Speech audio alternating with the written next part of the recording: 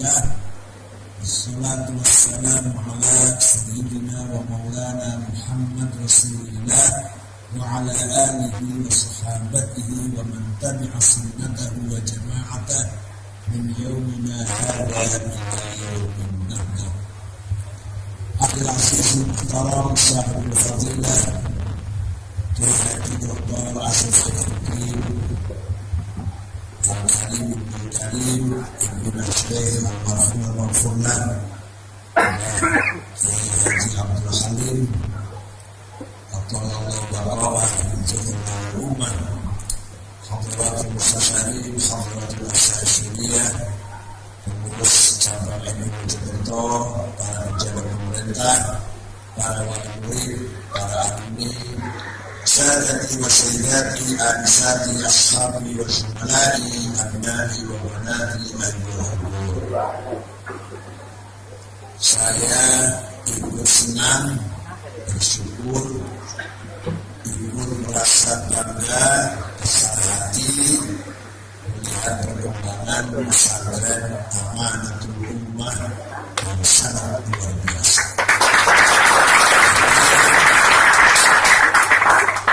Bi'aunillah wa taufiqih, saya Asep dengan sabar, tekun, gigih, tidak pernah putus asa, tidak pernah kecil hati, bangun pesantren dari semeter, 2 meter, 1 bata, 2 bata. Bahkan pertama kali saya kesini ya hanya ada villa ini, belum ada yang lain-lain, yang sebelah sana pun belum ada. Alhamdulillah bi'ni'matihi wa alaih, Kiai Asef diberi kemampuan zahir batin membangun pesantren yang sebegini besarnya. Mudah-mudahan film mustaqbal masa akan datang Amanatul Ummah Pacet Mojokerto lebih membawa berkah lagi, sukses dan berhasil sesuai dengan tujuan cita-cita pendirinya Kiai Asef. Juga malam hari ini haul Mbah Kiai Abdul Halim dari Munti Majalengka. Jadi rumah beliau dari rumah ayah saya 12 km malah, 12 kilo. Saya masih Cirebon, kalau ke Mbah Halim sudah Majalengka. Tapi sangat dekat. Bahkan dulu ayah saya sering bersama-sama menghadiri acara pengajian bersama almarhum. Almarhum sudah sepuh, ayah saya masih agak muda. Saya masih ingat, saya masih kecil, saya diajak dan salaman. Saya ikut salaman diperintah oleh saya dan salaman dengan Abdul. Hatinya saya hormati, di saat-saat lihadal asr, asrul aulamah al-latiniyah, era globalisasi yang tidak memperhatikan, peduli dengan agama. Alhamdulillah pesantren semakin budak santrinya. Pesantren ayah saya komplek Palimanan Cirebon. Waktu kakek saya paling banyak santrinya 200 konon katanya. Ayah saya paling banyak 400. Sekarang lebih dari 2.000. Lirboyo, waktu Lirboyo tahun 68 sampai 71. Zaman Mbah Marsudi, Mahfuz Halim, 2.500. Saniki sampai 15.000.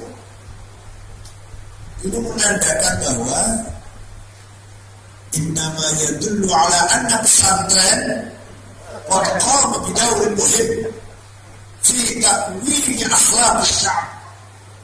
Pesantren telah terbukti dengan nyata, tidak bisa dipungkiri peranannya membangun karakter bangsa, jati diri bangsa, atap kepribadian bangsa, sehingga bangsa yang bermartabat Indonesia dihormati bergengsi oleh bangsa-bangsa lain karena akhlaknya, karena budi pekertinya, karena karakternya. Nah, dibangun oleh pesantren. Betul? Silahkan dikala diri kita kufur, fusuk, fujur, maasi, mungkarat. Itu kata Mojokerto ke Jakarta dulu. Jakarta kan kiri semuanya udah maksiat, kekufuran, jogetan, mabok-mabokan, judi, narkoba, sindiran dan narkoba, singirnya mancung, cantik, kecanduan, singirnya pesek, irung, bunder, gembok, kecanduan, sing pinter, profesor, doktor, hotel, sing buta huruf kata, anggota DPR, bupati, hotel, hakim, jaksa, ketua mahkamah konstitusi, Abdul Mukhtar, di gajinya ada ganja. Tentara Dandim Makassar ketahuan pecandu narkoba. Polisi yang sebenarnya pemberantas narkoba tugasnya malah jadi bandar narkoba. Kombes Ikhwan belakangan deh, yang lain juga banyak. Antara lain Kombes Ikhwan dari Polda Sumatera Utara. Kanan kiri maksiat kabeh, kanan kiri ingat akhlaknya. Insya Allah di pesantren tetap menjadi kapital bangsa, modal bangsa yang sangat berharga karena bangsa yang berkarakter, bangsa yang berakhlak, budaya bangsa. Kita semua tahu apa dongengnya Nabi Musa. Kita dengan bu, dongengnya apa, kadang pelajaran apa yang diambil dari dongeng, kadang belum paham. Fir'aun memerintahkan tentaranya agar membunuh bayi laki-laki yang baru lahir sekitar 1,2 minggu lah, masih bayi 1,2 minggu dari kalangan Bani Israel dulu, karena nanti akan merobohkan, menghancurkan kekuasaan Fir'aun menurut dunia. Tentaranya operasi. Setiap ada orang Bani Israel yang punya bayi baru lahir umur 1,2 minggu, pakai ini apapun. Musa lahirnya di saat itu. Lalu gawat-gawatnya sweeping operasi. Nabi Musa dilahirkan bayi laki-laki dari kalangan Bani Israel. Akhirnya oleh ibunya pasrah kalau Gusti Allah dihanyutkan di sungai Nil. Ada keranjang dihanyutkan sungai. Gusti Allah udah ngatur minggir. Pas minggir, keluarga istana termasuk istrinya Fir'aun yang namanya Sayyidah Asia sedang mandi di sungai. Ambil keranjang itu, pakai isinya bayi lanang datang, bawa masuk ke istana, lapor pada suaminya Fir'aun, saya nemu bayi laki-laki ganteng banget, kasihan kita pelihara. Fir'aun nggak tahu bahwa ini dari Bani Israel apa bukan, nggak tahu kan, dari sungai. Ya udah, ya. Ringkas cerita ini. Musa bayi sampai Musa dewasa dipelihara oleh mar'atun sholihatun mu'minatun abidah. Jawab ini oleh seorang perempuan mukmin beribadah soleh. Padahal Nabi Musa itu uripnya di istana Fir'aun sejak mulai tamis, sejak mulai matanya lah, mulai paham. Yang tidak Nabi Musa apa? Kekufuran Fir'aun disembah, Fir'aun disujudi, kefasikan, kemungkaran, tiap malam jogetan, perempuan telanjang, minum-minuman, mungkarat maksiat. Tapi karena Musa dididik oleh mar'atun sholihatun abidah mukminah, jadi kafir boten Nabi Musa. Jadi tukang mabok-mabokan boten. Jadi tukang judi boten. Demikian pula kalau kita anak-anaknya dititipkan pada pesantren Amatul Ummah, Wilboyo, Kuntimawadah, JKNU, pesantren NU. Insya Allah anak panjenengan silakan kaki maksiat, silakan kaki ganja, narkoba, ekstasi, sabu-sabu. Anak panjenengan insya Allah seperti Nabi Musa yang dipelihara oleh Sayyidina Asli. Urip nang jerone kekufuran, sekali cilik jerone kekufuran. Mulai ambil, mulai bisa berpikir yang ditonton kekufuran, maksiat, mungkar. Tapi selamat dari itu semua berkat mau diopeni, dikeloni, dibimbing, dididik, dibesarkan oleh perempuan yang solehah. Demikian pula putra panjenengan kalau tidak masuk pesantren, hidup di tengah-tengah maksiat, hidup di tengah-tengah mungkar, hidup di tengah-tengah ganja. Itu kan foto-foto membesiti ganjanya, latihan membesiti. Jakarta luar biasa. Anak kita kalau sudah masuk ke pesantren, hidup dengan ganja, narkoba, judi, dan seterusnya. Kriminal yang lain. Ada yang mau Jakarta mau doakan anak itu buat target supaya alim buat sementing waras selamat. Bapak ini pengurus pondok laporan, Pak, putra panjenengan itu nakal, betul ngaos, siapa? Biasa Bapak sedekah di sini, Pak. Putra panjenengan itu dedek, orang itu dedek, ngaji besar-besar, orang iso-iso diulang, apa-apa, sebentar aja ketularan, mukalaf maksiat, akhlak yang rusak. Alhamdulillah, pesantren ila hadis sa'ah, ma yazalu yaqumu bidawril muhim wa khatir wa azim. Pesantren masih memegang peran besar yang luar biasa menyelamatkan putra-putra bangsa, menyelamatkan anak-anak bangsa yang akan menerima kepemimpinan tanggung jawab di masa mendatang. Amin insyaallah. Sematan jasa ulama kalau hadirin. Kalau tak cerita jasanya ulama bisa begitu. Antuk kan?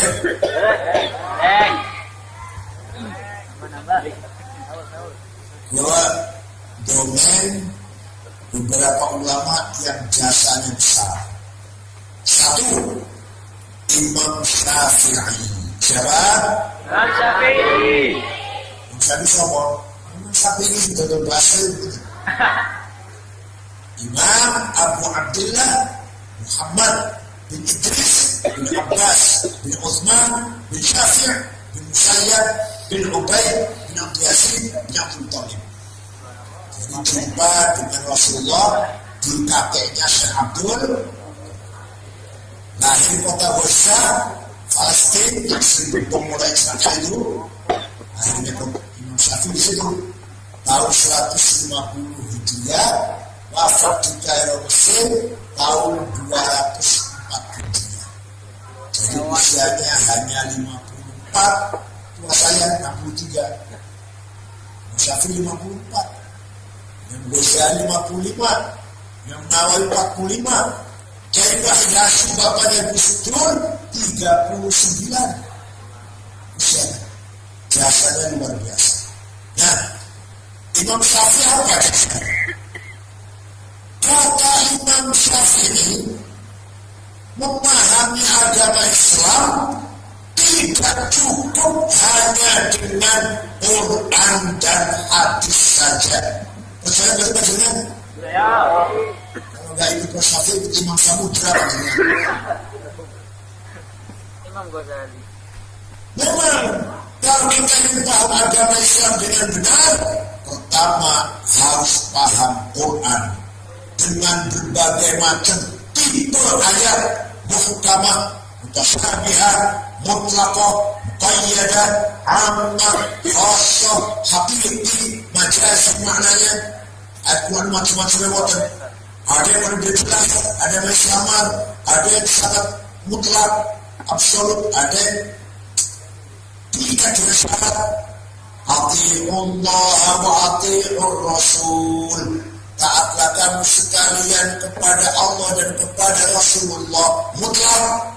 Wa ulil amri minkum, dan taatlah kepada pemerintah muqayyad dengan syarat pemerintahnya baik. Kalau nggak baik, lagi demo.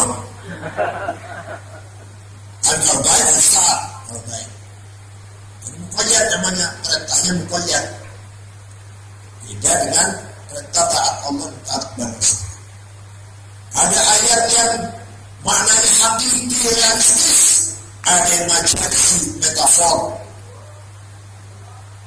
Waja'a rabbuka wal malaku saffan saffa. Malaikat baris saffan saffa. Allah datang barisan.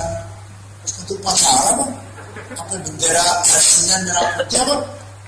Bukan Allah yang datang.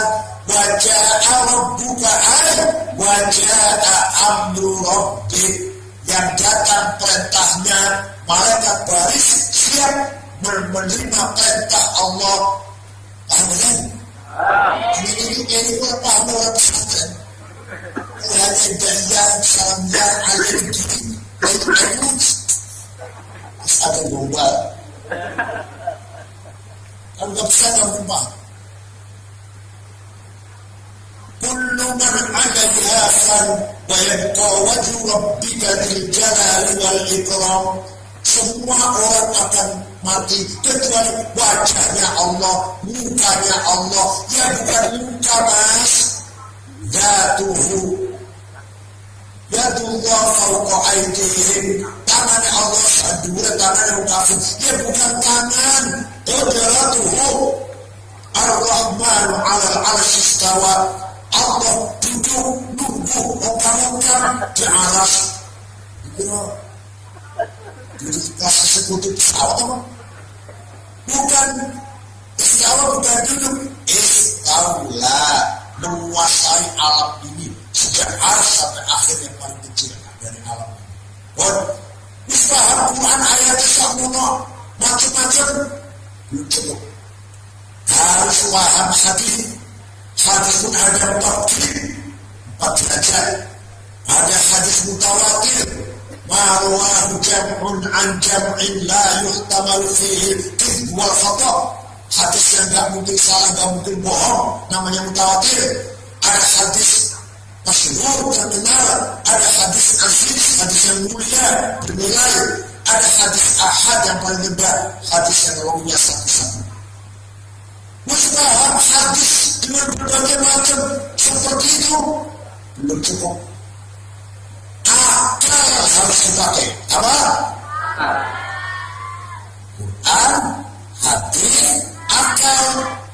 Nah akal ini akalnya ulama kumpul musyawarah diskusi mengeluarkan sebuah hasil keputusan, namanya ijma'. Apa?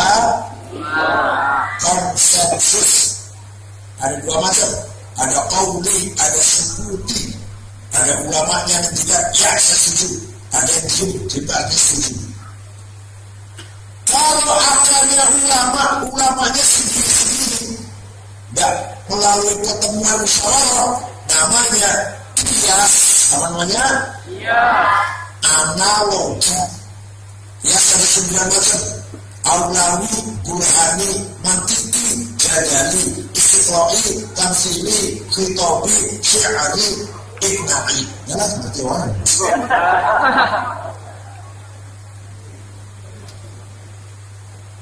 Contoh, Quran 62 kali perintah sholat. Aqimus sholat, aqimus sholat, aqimus sholat, harus sholat, harus sholat, harus sholat. Kalau tak menggunakan sakor qalu lam nakum minal musallin. Karena tidak sholat ngemehaken gampangkan sholat berbudakkan bae. Fawailul musallin alladziina hum penting betul sholat? Penting tidak? Segitu pentingnya sholat, Quran tidak menjelaskan berapa kali sholat sehari semalam. Namanya sholat itu apa? Dan di Quran. Ada di Quran? Kau tahu baca Quran? Kau cerita tahlilan tak puluh orang nas. Mau baca dengan Pak? Kamu datang baca kenapa Quran? Allah yang Quran menjelaskan sholat itu 5 kali. Namanya zuhur, asar, maghrib, isya, subuh. Semua tentang. Jadi kalau ada orang ingin paham Islam hanya Quran saja, tidak mungkin paham. Mustahil hanya pegang Quran bisa paham agama Islam. Ini baru saya contoh sholat subuh ini mulai lain belum haji, zakat, ini baru sholat satu contoh. Itu di hadis ada. Furidat alaikum khamsu maktubat, diwajibkan kepada kamu sekalian 5 waktu sholat, al-dhuhr wal asr wal maghrib wal isya wal fajr. Hadis bukan Quran. Quran hadis. Diwajibkan kepada kamu sekalian 5 kali sholat, zuhur, asar, maghrib, isya, fajar. Baru paham? Sudah Quran, sudah hadis pun kita belum bisa mempraktekkan sholat kalau tidak taklid, kalau tidak ikut seseorang yang ngajari kita sholat. Nah, yang ngajari kita ini guru, kiai, berikutnya mentok datang Imam Syafi'i. Imam Syafi'i pun mempraktikkan ibadahnya dari gurunya Imam Malik bin Anas. Imam Malik pun dari gurunya Imam Rabi'atul Rai. Imam Rabi'ah kata gurunya, ikuti gurunya Imam Kharijah. Imam Kharijah ikut bapaknya sahabat Zaid bin Thabit. Selesai sholat bareng Rasul. Jadi kalau ada orang sholat, kalau ada orang belum pernah sholat dan belum pernah lihat orang sholat, ingin belajar bisa sholat, hanya Quran dan hadis mustahil bisa. Potong ya saya kalau bisa. Kalau ada orang ceramah misalkan, khutbah misalkan, kita nggak usah pakai ijma bias, cukup Quran hadis saja. Dengarkan aja, dengarkan aja Pak. Jangan ngomong jurnalis. Saya pidato, ceramah, dia sholat. Dia sholat, panjangan taklid.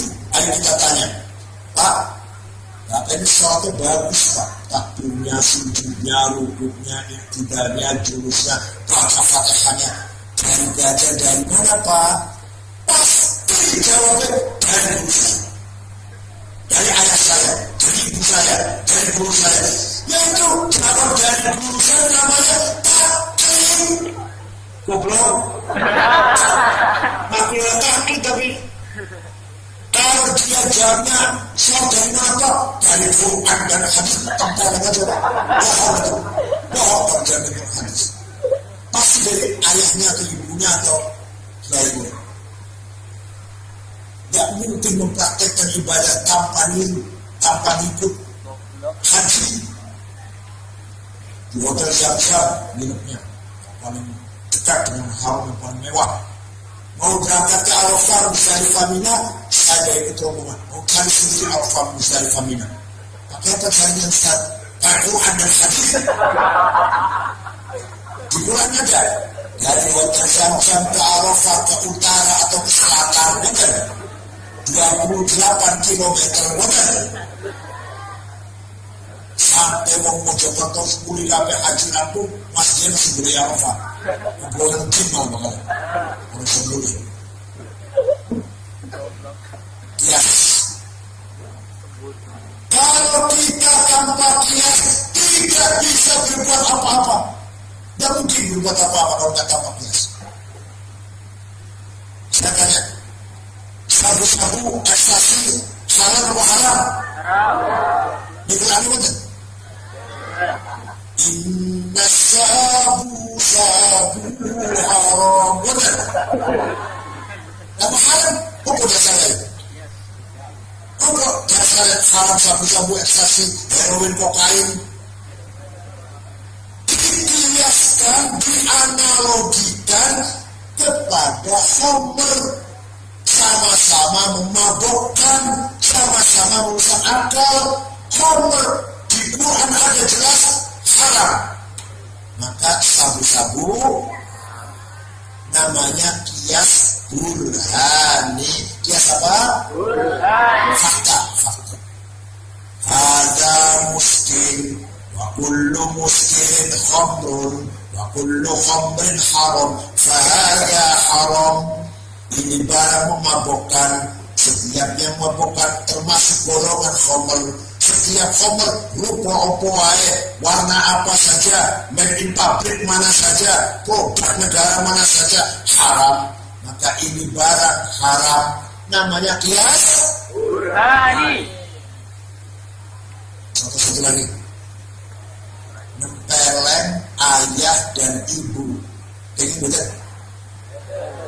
Nempeleng ayah ibu boleh nggak? Dosa itu. Oleh mulanya itu nuntut.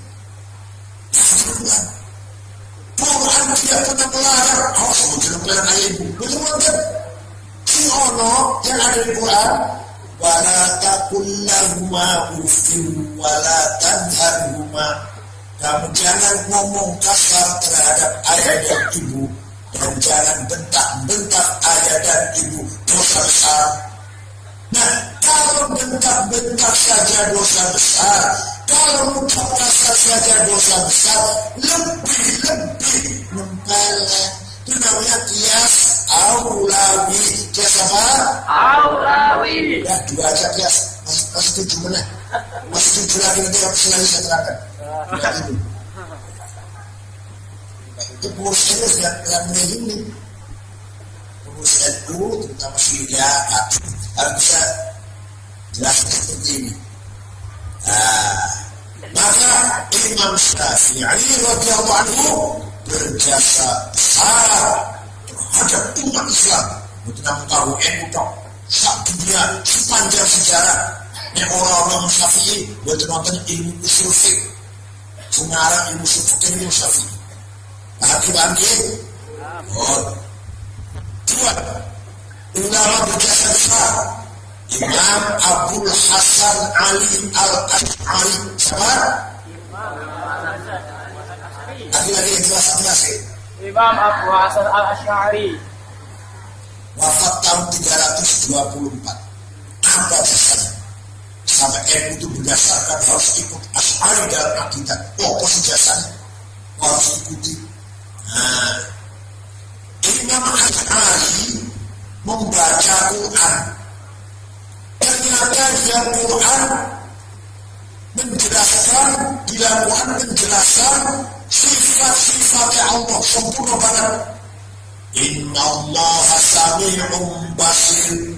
Sesungguhnya Allah maha mendengar, maha melihat.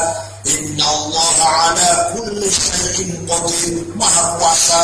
Inna Allah bi kulli syai'in alim. Maha mengetahui segala sesuatu. Ar-Rahman Rahim. Al-Hayyul Qayyum maha hidup. Paham? Paham? Allah maha mendengar, maha melihat, maha alim, maha kuasa, maha mengetahui. Tapi tidak ada sifat wujud. Ya, di Quran saya baca tidak ada ayat Inna Allah wujud. Paham kan? Jadi padanya orang yang mau Jakarta bisa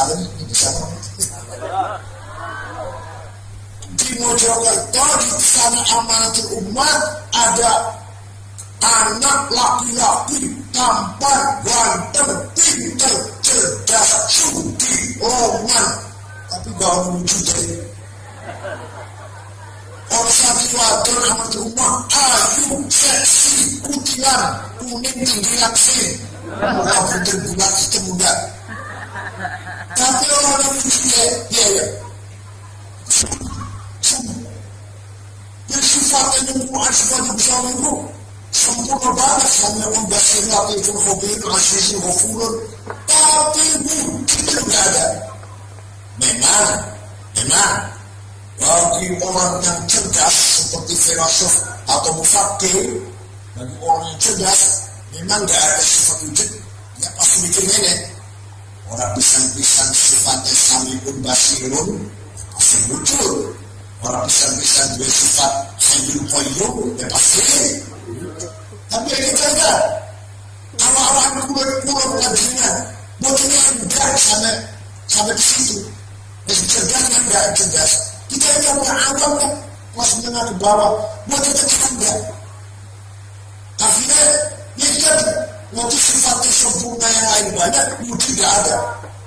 Maka Imam Asy'ari berpendapat bahwa sifat nomor satu sebelum putra iradah sama dasar ilmu khayal kalam kalau qadir kalau muridan kalau sangan kalau basiran sakti turutan sebelum itu semua dulu itu masalah padahal sifat wujud itu penting banget. Kenapa penting? Kita ini sebenarnya tidak ada, tapi kita ini diadakan. Paham betul? Satu. Kita ini sebenarnya tidak ada. Kita ini tidak ada ini.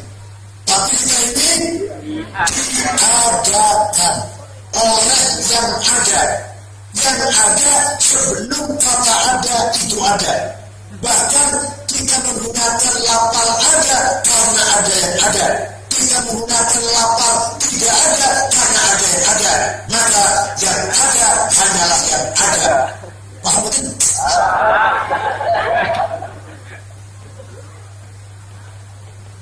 Yang ada hanyalah yang ada. Kita ini Tidak ada. diadakan oleh yang Ada. Yang ada sebelum kata ada itu ada.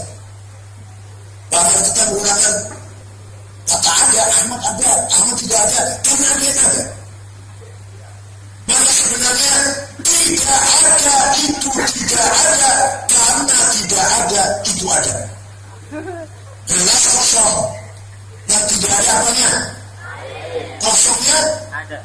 Kosongnya? Ada. Dompet kosong, yang tidak ada. Uangnya. Kosongnya? Ada. Tidak ada itu tidak ada. Kalau tidak ada, Allah lah yang ada. Contoh, domir itu pronom. Jadi apa ya? Apa gantilah? Aku, engkau, dia. Anak, anta, huwa, gitu ya. Dipakai oleh siapa saja silakan. Ana Ahmad, ana Mahmud, ana Khalid, ana Hasan, anta Ahmad, anta Mahmud, anta Khalid, ana Fatimah, ana Zainab, ana Maryam. Itu betul. Aku Zainab, aku Maryam, engkau Zainab, engkau Fatimah. Dia Ahmad, huwa Khalid, huwa Mahmud, huwa Fatimah. Dia Fatimah. Mati kabeh bakal. Mati kabeh. Tinggal aku satu yang tidak mati. La ilaha illa ana. Tidak ada Tuhan kecuali aku. Artinya la wujuda illa ana. Tidak ada yang ada kecuali aku. Artinya la ana illa ana. Tidak ada aku kecuali aku. Tahu kan? Tidak ada aku kecuali aku. Aku Ahmad, aku Muhammad, aku Mahmud, aku Bakar, aku Hasan, aku Solihin. Tidak ada. Aku Zainab, aku Maryam. Tidak ada kecuali aku. Jawab kecuali aku.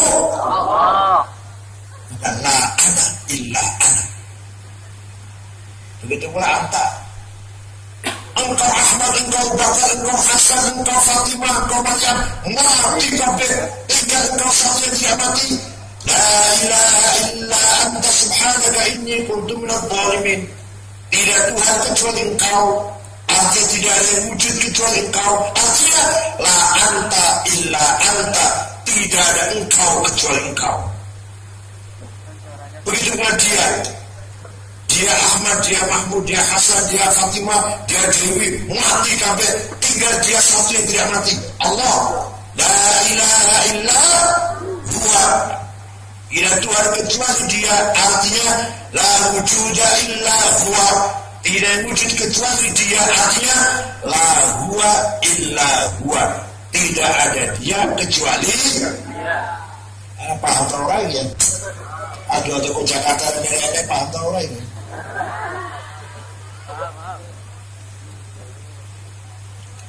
Nah, itu pemahaman dari sifat wujud. Yang saya terangkan tadi itu ada penjabaran dari sifat. Maka betapa pentingnya sifat wujud bagi Allah oleh Imam Asy'ari diputuskan dan dijadikan sifat nomor satu sebelum sifat yang lain. Jasa Imam Asy'ari Pak. Ini kan bisa jawab.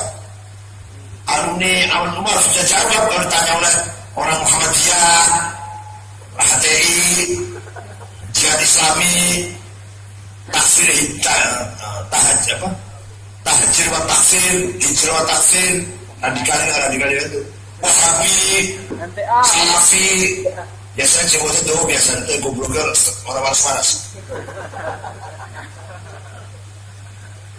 Yes, itu jasa Imam Imam Ghazali.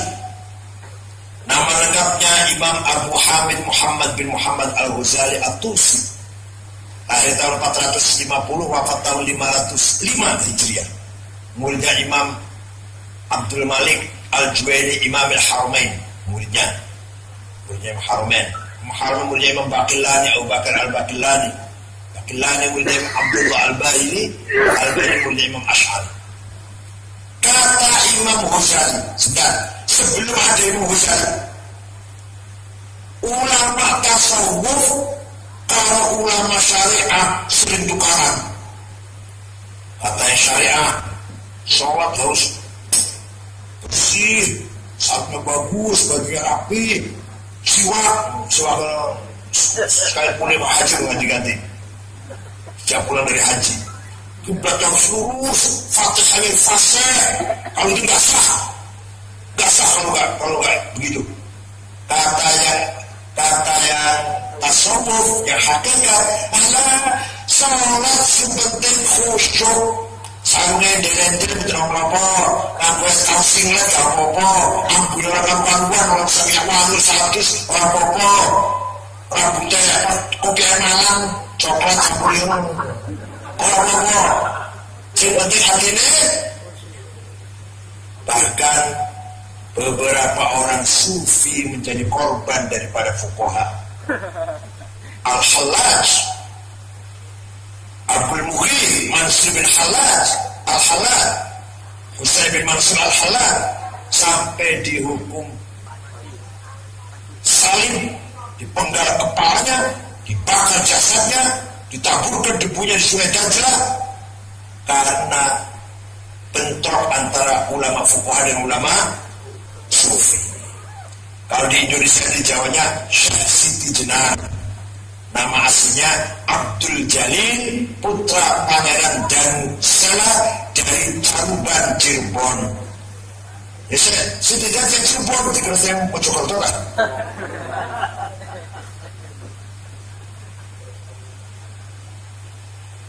Datang Imam Ghazali, dua-duanya orang sholat bersih, wangi, kiblatnya benar, wudunya nanti terus kabeh sarungnya, Fatihah fasih, tapi hatinya takabur, hasud, hikat, adawa, bodoh, ujub, percuma sholatnya.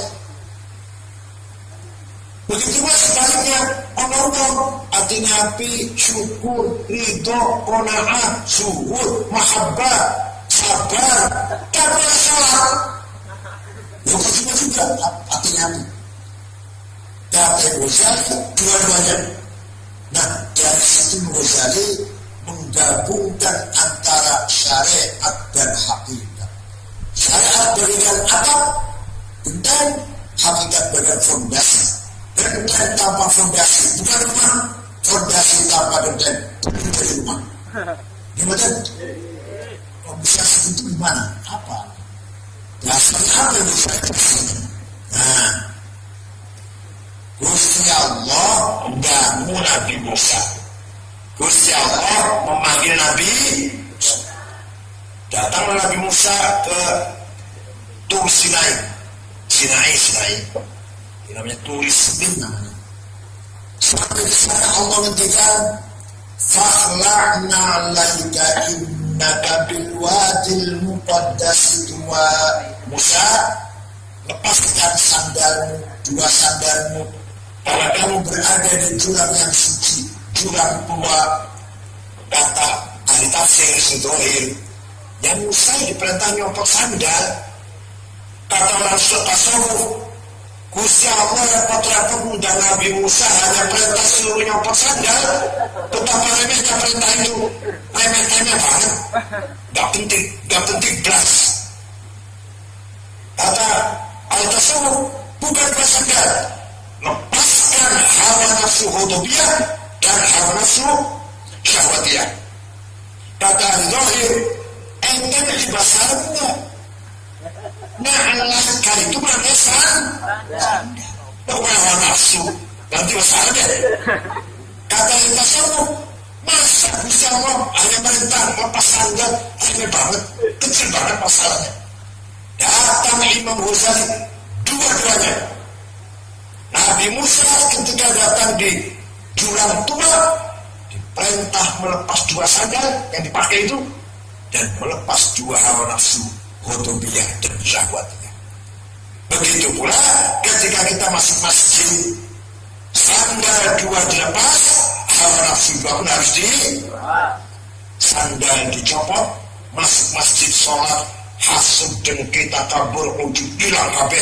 Pengampar tinggumannya. Betul-betul muka-muka ujub tinggumnya. Asal dari tinggumannya kan? Baru masih sadar tinggumannya lah. Hasud deh, tak kabur deh. Sudah ada apa itu? Tinggumannya. Dua-duanya kan. Makanya Imam Ghazali ngarang kitab Ihya Ulumuddin 4 jilid. Separuh awal syariat, babul toharo, babul miyah, babul ilmi lima, babul ilm, babul miyah, babul toharo, sholat, zakat, puasa, haji. Separuh akhir dibagi dua. Separuh pertama namanya Rub'ul Muhlikat, seperempat akhir namanya Rub'ul Munjiyah. Menggabungkan, mensinergikan antara syariat dan hakikat. Paham ya? Sikat mau. Pengen paham mau coba ya? Ini mau tahu macamnya.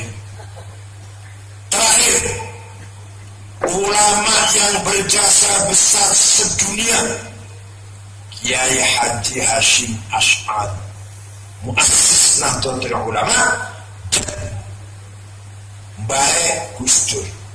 Apa jasanya? Yang kudu diserahkan ini harus bisa menyampaikan pada masyarakat. Apa sih hebatnya Kiai Hashim kok kudu diikuti loh?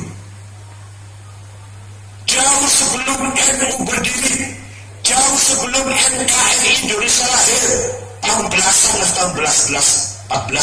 gitu, Kiai Hashim sudah punya agenda, sudah punya visi misi menggabungkan antara ukhuwah Islamiyah dan ukhuwah Islam dan kebangsaan nasionalis harus jadi satu.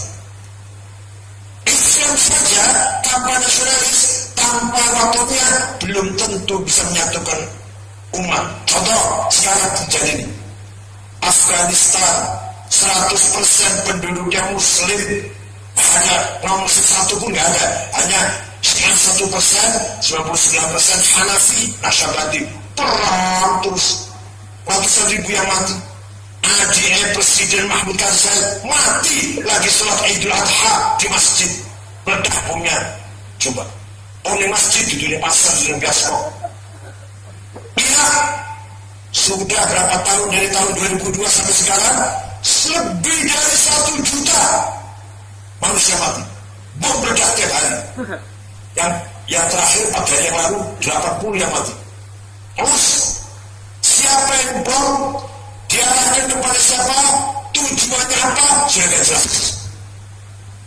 Sumpah sudah tidak jelas siapa pembomnya, untuk siapa diarahkannya, apa tujuannya, tidak jelas. Yang penting bom lah. Kenapa? Di Irak itu agama Muslim ada, Islam ada di Irak. Tapi yang Kristen nggak perang, yang Islam, podo Islami, podo Iraki, podo Arabi, hanya beda politik, beda kepentingan, beda suku. Begitu Afghanistan, kenapa? Tidak punya ukhuwah watoniyah.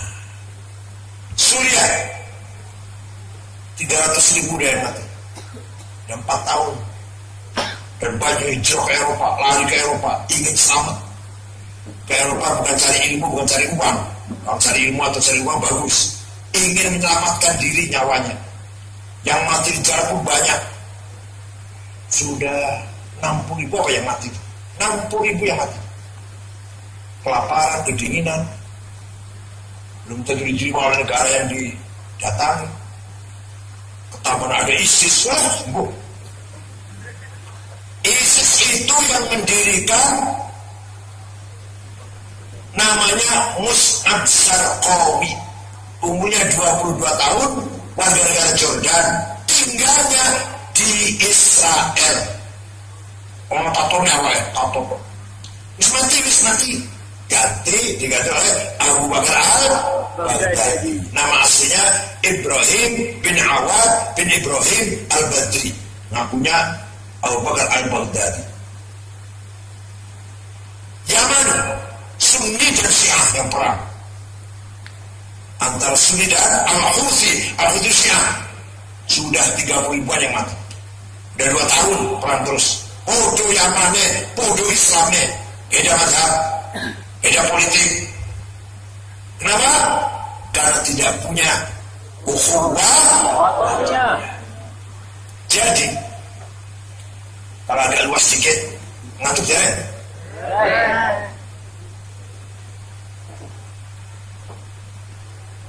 Perdana Menteri Inggris namanya Sykes, dan Perdana Menteri Prancis namanya Picot, sepakat 2 orang.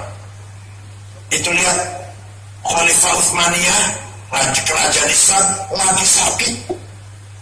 The Statement of Europe, Al-Rajul Masih bin Eropa. Jadi kekuasaan Khilafah Utsmaniyah lagi lemah, lagi semrawut, lagi amburadul. Ayo, wilayah dibagi-bagi aja yuk, dijajah aja yuk. Ya sepakat. Prancis menjajah Maroko, Aljazair, Tunis, Suriah. Inggris jajah Mesir, Sudan, Irak, Belanda, Indonesia, Italia, Libya. Di Turki sendiri ada agen Yahudi, namanya Mustafa Kemal Atatürk, yang ingin menggulingkan khilafah dari dalam. Khilafah Utsmani dikeroyok dari luar oleh Inggris dan Prancis, dari dalam ada anteknya Inggris dan Prancis. Tahun 1934 bubarlah khilafah. Terakhir khalifah namanya Abdullah Hamid dibuang ke Jerman. Semenjak Sayyidina Abu Bakar As-Siddiq radhiyallahu khalifah Rasulullah sampai tahun 1940 bubar. Panggil utaran dongeng lu sudah paham. Begitu sistem khilafah bubar, ulama-ulama musyawarah di Al-Azhar Mesir. Ulama Irak, ulama Syria, ulama putih-putih lah.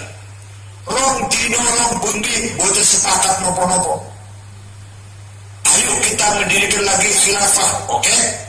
Tapi apa kriteria, ciri-ciri orang yang memenuhi syarat bisa jadi khalifah? Gak sepakat. Kalau sudah ketemu si A, misalkan A, syarat, siapa yang membeat? Yang berhak membeat itu siapa? Meresmikanlah, mengakui siapa? Kalau sudah ada yang meresmikan, di mana ibu kotanya? Rong dino rong bengi ulama boten sepakat itu. Ittafaqu ala alla yattafiqu. Sepakat untuk tidak sepakat, bubar jalan. Oh ya, boleh. Di sisi lain ada seorang punya ide membangun negara berideologi nasionalisme sekuler, sosialis, liberal. Namanya Michel Aflaq, orang Syria, orang Damaskus. Agamanya Kristen Ortodok, menantunya Golda Meir, Perdana Menteri Israel.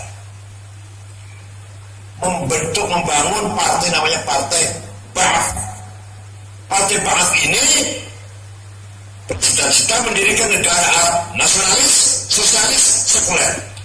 Ringkas kita mengkader beberapa kader berhasil.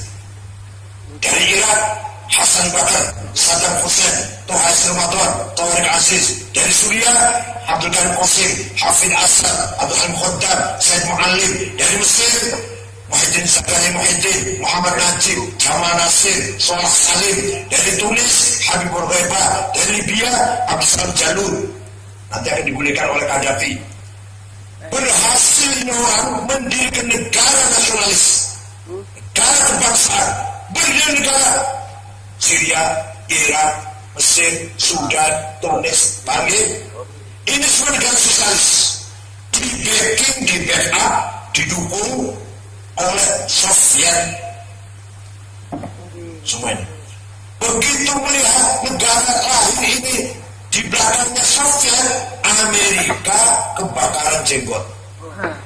Cepat-cepat bikin boneka.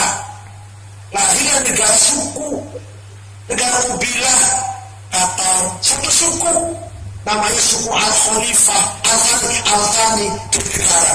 Wong itu sewu, wongnya. Bapak, ibu, ponakan, anak, mantu, mertua, besan, wong itu sewu, jadi negara. Bahrain, satu suku, namanya suku Al-Khalifah, 200.000.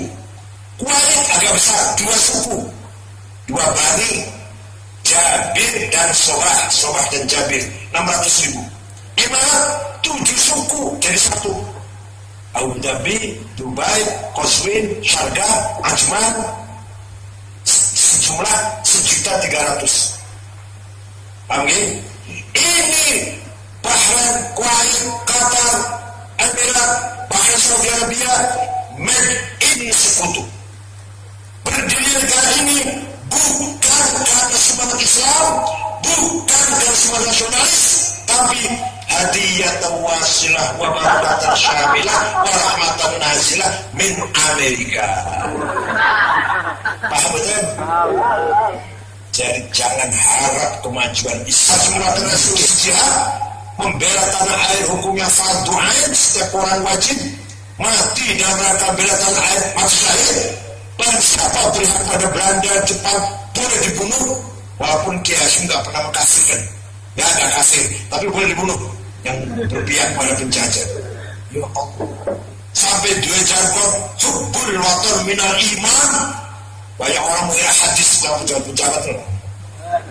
Nabi bersabda, aduh, nggak usah dari ya pejabat.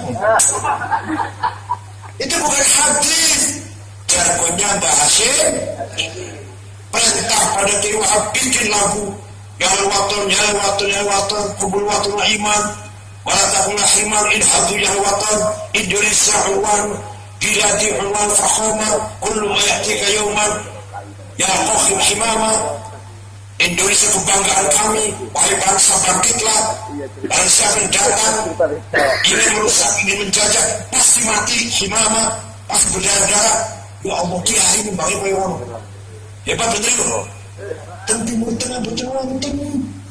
Percaya betul kan bro? Percaya betul? Saya di Timur Tengah 14 tahun, 13 tahun setengah lah. Dari tahun 80 sampai 94. Tidak ada setahu saya. Setahu tidak ada ulama mengatakan hubbul watul iman. Tidak ada ulama nasionalis dan tidak nasionalis pula. Nasionalis pasti sekuler, sosialis, Latini. Yang ulama hanya bicara Islam nggak ada. Bicara mencintai tanah air, membela tanah air. Maka inilah jasa besarnya Mbah Hashim melalui kiai-kiai pesantren, lahirlah Nahdlatul Ulama. Nahdlatul Ulama termasuk pendiri negara Republik Indonesia. Sekarang ini tanpa NU Indonesia bubar barangkali. Bagaimana tanpa pesantren ini juga bubar. Bayangkan kiai-kiai yang di kampung, ujung-ujung kiasan, kiai kampung, ngajarnya musolanya amis, baunya amis, kolanya asap, dibukanya bocor, ikannya sobek, sajadahnya budak, lampunya kelip-kelip.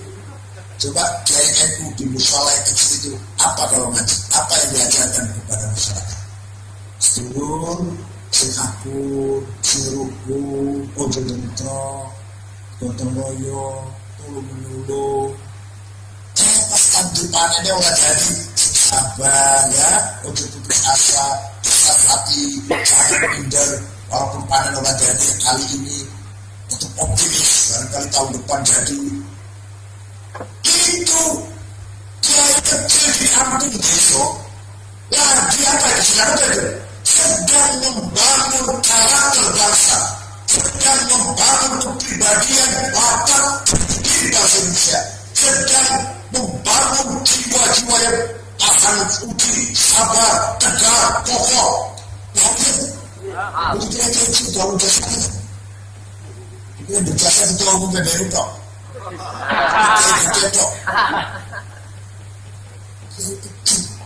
Saben ngajar kita mau turun betul-betul betul-betul kiai cilik ayo bocah belajar rakit bom. Yang ngajar begitu pasti Wahabi, bukan NU. Ada buktinya, itu ngomong kosong dulu. Di Cirebon ada pesantren As-Sunnah. Sebetulnya namanya Salim Bajri Arab. Silakan, bro, sementara, bro, sementara.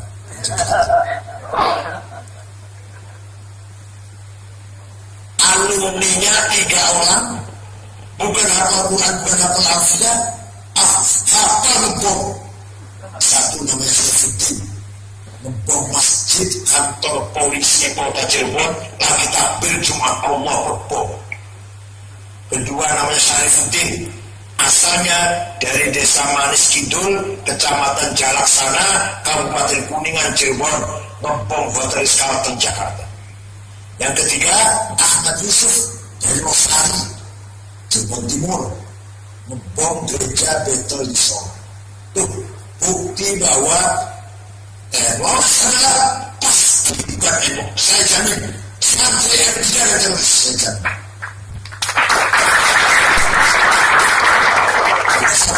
Masyarakat NU gak ada terus, gak usah sakit deh. Yang kan kayaknya musuhnya jadi ngomong.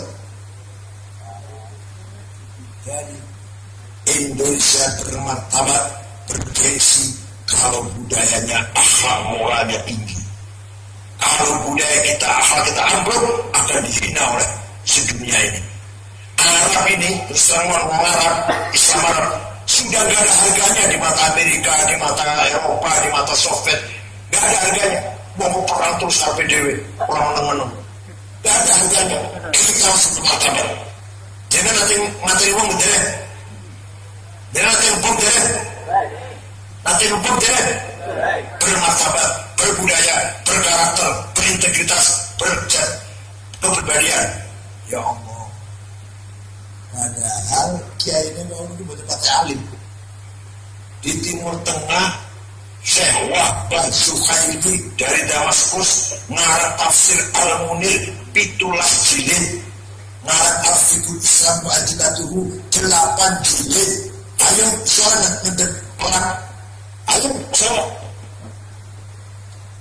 Yusuf Qaradawi, Syekh Yusuf Qaradawi ngarang Fiqhul Syafa, Fiqhul Shalah, Fiqhul Hajj, Fiqhul Syam. Ayo anda itu orang kebetulan itu sampai alim, tapi di kita yang tadi itu cenderung wali-wali adillatan al-izzatan al-kafirin, muka-muka orang kafir mulia orang mukmin, amin jamaah saudara.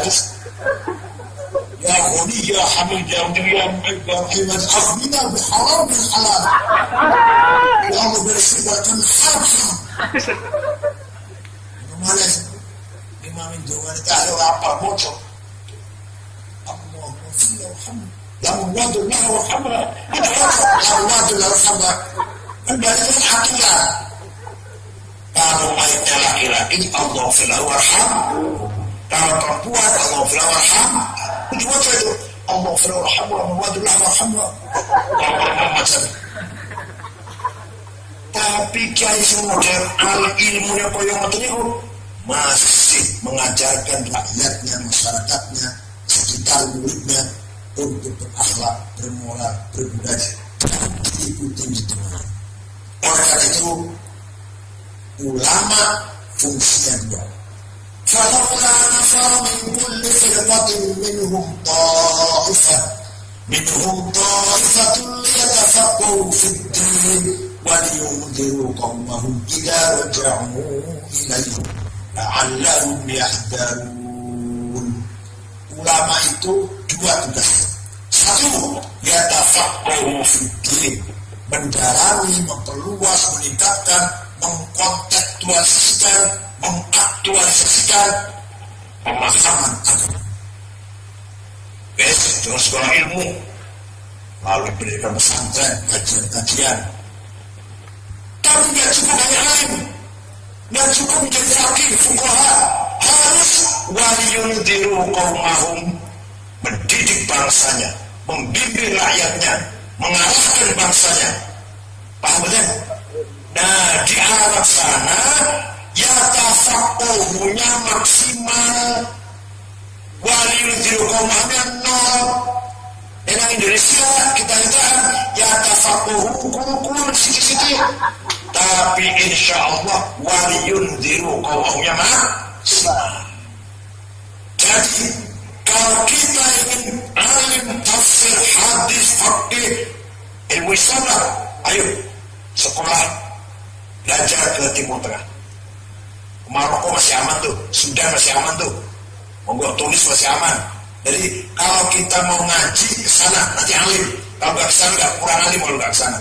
Gustur juga dari Timur Tengah, Gusmus dari Timur Tengah, Pak Syah juga dari Timur Tengah, aku dari Timur Tengah. Tapi ulama Arab kalau ingin bisa membimbing masyarakat, membangun masyarakat, biasa pernah jadi ulama.